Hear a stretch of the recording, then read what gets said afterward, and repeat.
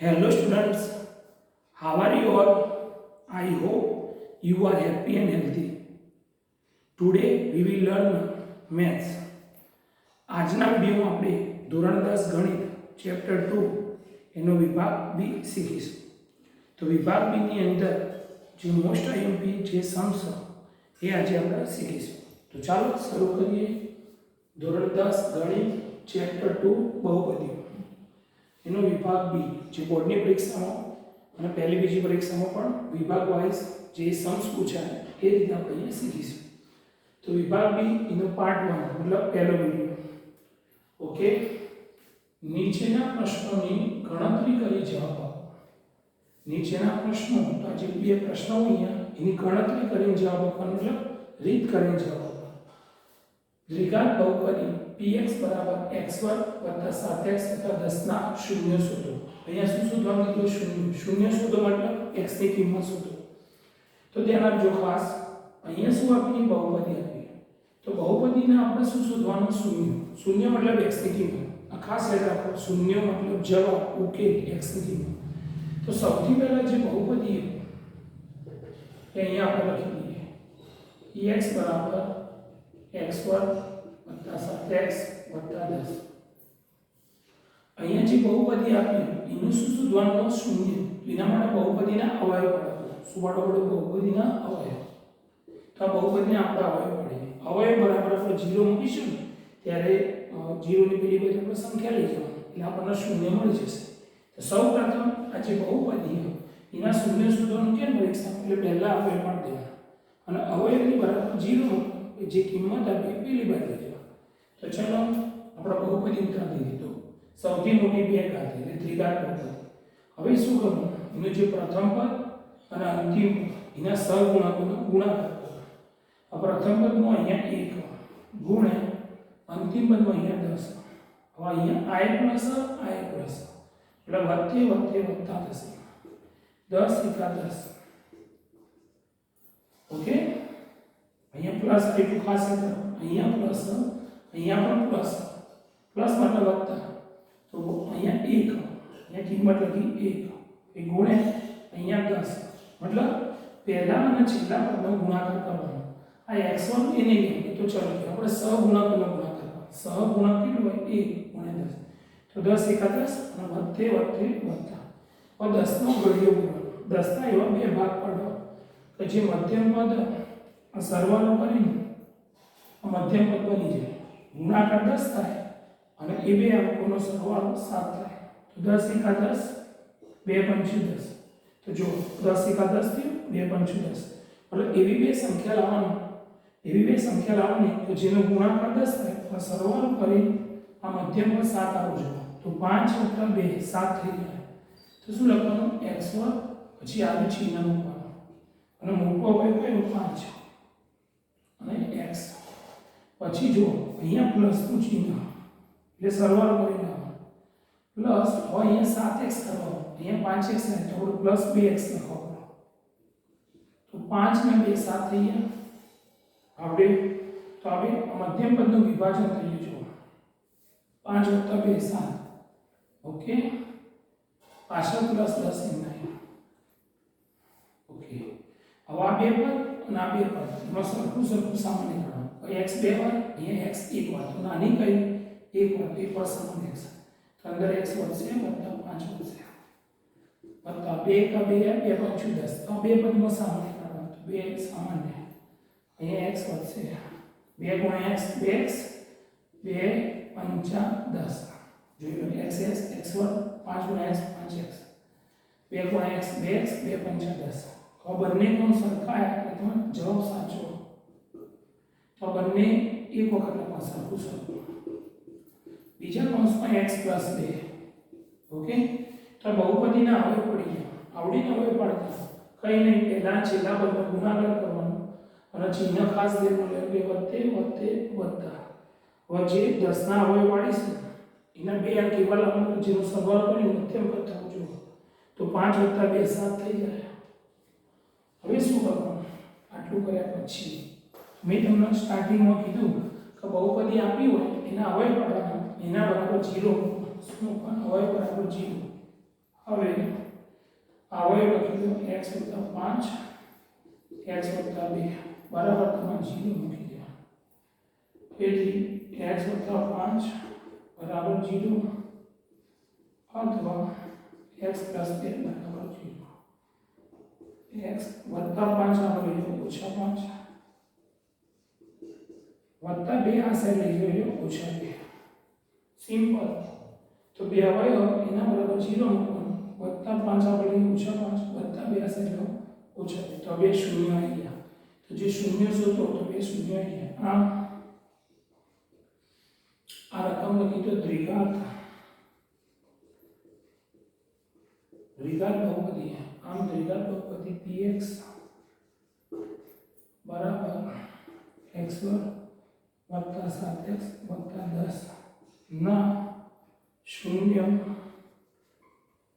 તો એ ખાલી માઇનસ પહોંચાય અને -2 છે. તમે પહેલું -2 લખો અને -4 પછી લખો તો પણ ચાલે. તો જોઈ લો પૂરો દાખલો. કંઈ નથી આ દાખલા ખાલી જે આ ત્રણ પદવાળો જે બહુપદી એક પદ બે પદ અને ત્રણ ત્રિપદી એમાં મધ્યમ પદનું વિભાજન કરતા આવડું છું. ઓકે, જોઈ લો. અહીંયા આપણે બીજો દાખલો જો શૂન્ય શોધો. આ રીતનો શૂન્ય શોધો.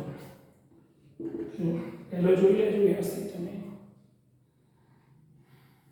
ચલો બીજો સ્ટાર્ટ કરીએ. દ્વિઘાત બહુપદી px બરાબર 6x2 - 7x - 3 ના શૂન્ય શોધો. તો બહુપદી સૌથી પહેલા બહુપદી લખવાની. px બરાબર 6x2 - 7x - 3. હવે અહીંયા જે મેથડ લીધી હતી એ મેથડ તમારે અહીંયા લેવાની. હવે અહીંયા પણ શું હતું? શૂન્ય શોધો. અહીંયા પણ શૂન્ય શોધો. તો દ્વિઘાત બહુપદીના શૂન્ય શોધવા માટે શું કરવાનું? સૌથી પહેલા અવયવ પાડવાના. તો દ્વિઘાત બહુપદી નીચે ઉતારવાનું અને અવયવ પાડવાના. હવે અવયવ પાડવા શું કરવાનું? પહેલું પદ અને છેલ્લા પદના સહગુણાંકોનો ગુણાકાર કરવાનો. તો અહીંયા સહગુણાંક +6, અહીંયા વત્તા કહેવાય +6 ગુણ્યા અહીંયા છેલ્લું પદ ઓછા. તો પહેલા છેલ્લા પદનો ગુણાકાર. પહેલું પદ a કહેવાય, છેલ્લું પદ c કહેવાય. a b c મતલબ a અને c નો ગુણાકાર. એવું બોલતા ના આવડે તો કંઈ નહીં, પહેલા છેલ્લા પદનો ગુણાકાર. આ વત્તા અહીંયા ઓછા, વત્તે ઓછે ઓછા 6 કરી 18. ઓકે, હવે અહીંયા કઈ ચિહ્ન બાદબાકી. હવે 18 ના એવા અવયવ પાડો અને બે સંખ્યા એવી જેની બાદબાકી કરી 7 થાય અને ગુણાકાર 18 થાય. તો ઘડીઓ બોલી 18 × 18 2 × 9 = 18 3 × 6 = 18. હવે ધ્યાન આપજો. અહીંયા શું કર્યું? વત્તે ઓછે ઓછા. તો બાદબાકી કરીને 7 લાવવા. તો 9 માંથી 2 જાય તો 7 થઈ જાય. જો 18 માંથી જાય 17 6 માંથી જાય તો આ અવયવ આવી ગયા. તો અહીંયા લખીએ 6x2. હવે આ ચિહ્ન અહીંયા મૂકવાનું ખાસ. એ ચિહ્ન ત્યાં ધ્યાન રાખવાનું. મોટો અવયવ આની આની 9 માંથી જો બાદબાકી કરીને વચ્ચેનું બદલાવાનું. બાદબાકી કરીને કેટલા લાવવાના? 7. તો 9 માંથી 2 જાય તો 7 થઈ જાય. તો આ અવયવ ઓકે, આ અવયવ નથી, આ બે અવયવ ચેક કરવું પડે ત્યારે આપણે ખબર.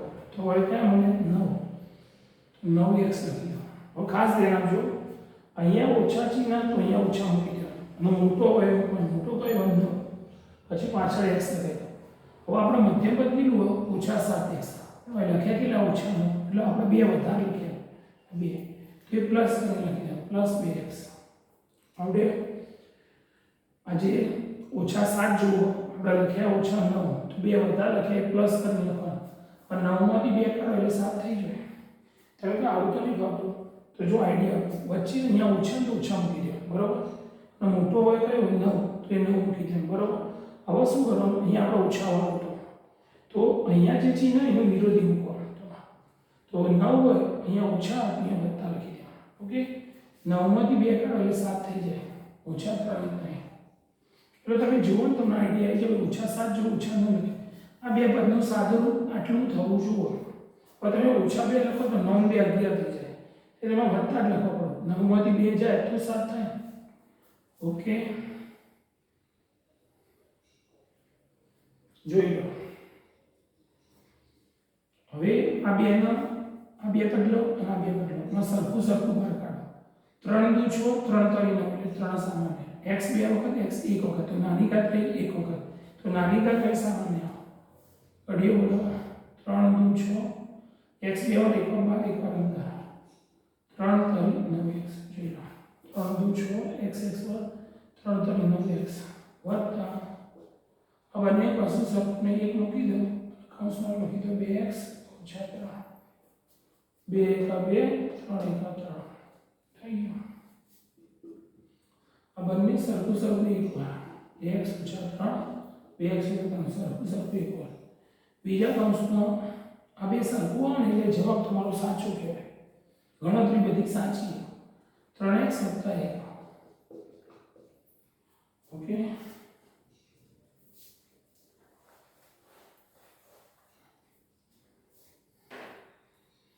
હવે આ જે બહુપદી હતા એના અવયવ પડી ગયા હવે આપણે જવાબ શું લાવવાનો 0 તો બરાબર 0 મૂકી દે બરાબર 0 હવે 2x ઓછા 3 અને 3x વત્તા 1 બરાબર આપણે 0 મૂકી દેવાનું જોઈ લો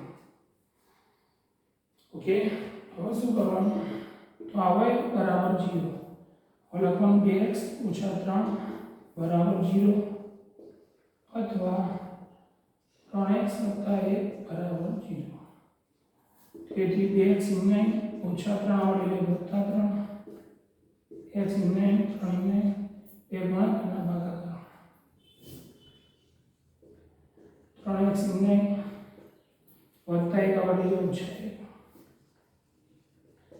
1 x બરાબર ઓછા 1 3 ગુણાકારના નીચે ભાગાકાર એકદમ સિમ્પલ અવયવ એના બરાબર 0 મૂકવાનું એટલે અવયવ બરાબર 0 વચ્ચે અથવા મૂકી દે ઓછા 3 વડે તો વત્તા 3 2 ગુણાકારના આશરે નીચે ભાગાકાર એટલે વત્તા 1 આશરે ઓછા 1 3 ગુણાકારના આશરે ભાગાકાર આ ઓછા ઉપર લખાય અને વચ્ચે પણ લખાય નીચે નહીં લખવાનું આમ હવે પ્રશ્ન ઉતાર દો દ્વિઘાત બહુપદી px બરાબર 6x ઓછા 7x ઓછા 3 ના 0 3 દુત્યાંશ અને માઇનસ 1 તૃતીયાંશ છે 3 તૃતીયાંશ અને માઇનસ 1 તૃતીયાંશ છે ઓકે અહીંયા અથવા લખવાનું છેલ્લા આપણે અને શબ્દ યુઝ કરવાનો તો જોઈ લો દાખલો પૂરો સ્ક્રીનશોટ પાડો તો સ્ક્રીનશોટ પાડી લો